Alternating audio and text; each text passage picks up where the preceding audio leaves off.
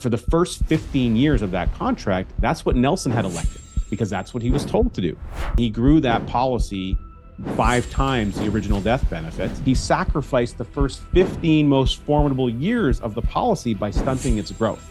He actually stunted that policy a second time. Just think about the scale of the impact that we're talking about with what Nelson stunted in his own life that he could have had. He would obviously never recommend that. Premium reduction or dividend to reduce premiums. All right. So this comes up, actually, Nelson talked about this with his State Farm policy. Now, we've talked about his State Farm policy he got in 1959. He was, I believe, 28 years old at that time when he got that policy. The annual premium was $388 a year, and it was a $20,000 death benefit. I am doing this from memory, but I'm pretty sure maybe James Nethery will watch this and comment and tell me if I was on point. But for the first 15 years of that contract, that's what Nelson had elected because that's what he was told to do. So every year when he got his dividend, it would reduce some of the next year's annual premium. So if his premium was 388, maybe the next year it was only 360, and maybe the next year it was only 345, and maybe the next year it was only 327. So each year it was minimizing that until such a point where the dividend was big enough that it was covering the entire premium. And if there was any excess, so let's say the dividend was greater than that $388, it was $400, well, he would have paid the premium and the remainder amount would have been issued to him as a cash payment in a check, which he then would have been taxable. So that's what premium reduction looks like. We're reducing the premium every year with the dividend. If the dividend's growing, it reduces more of the premium. Once the premium is completely reduced and there's nothing more to reduce, the remainder gets spit out as a cash payment at that point in time. Yep. Very accurate. And now Nelson would say he would obviously never recommend that. So he actually stunted the growth potential of his State Farm policy through the most important years of that policy, which was the first 15 years. Now, when he found out about this, it was when he joined the insurance business, and he went to the voting booth. He grabbed the form from the life insurance company and he changed his dividend election, and he switched it back. Well, switched it intentionally now to paid up additions. So now going forward, he paid the 388 premium, and every future dividend that he received bought paid up insurance. Now, when Nelson passed away, that policy, I don't quote me from memory, but I believe, Jason, you might know this. I believe it was around $125,000 to $127,000 in death benefit.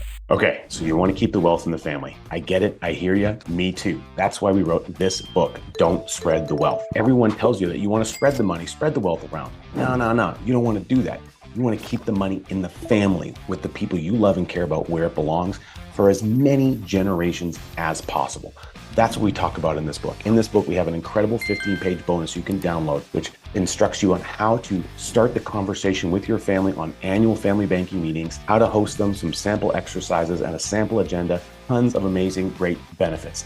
Go ahead, get a copy right now. Head on over to Don't Spread Wealth. That's don'tspreadwealth.com. Don'tspreadwealth.com. You're going to love it. That's close enough. Yep. So his original death benefit was $20,000. Right. He passed away at age 80. So he was 28 years old.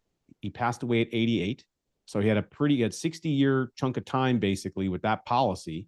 And he grew that policy 5 times the original death benefit by paid up additions. He didn't have a paid up addition premium. There was no flexible premium. All he had was the base premium that he could pay.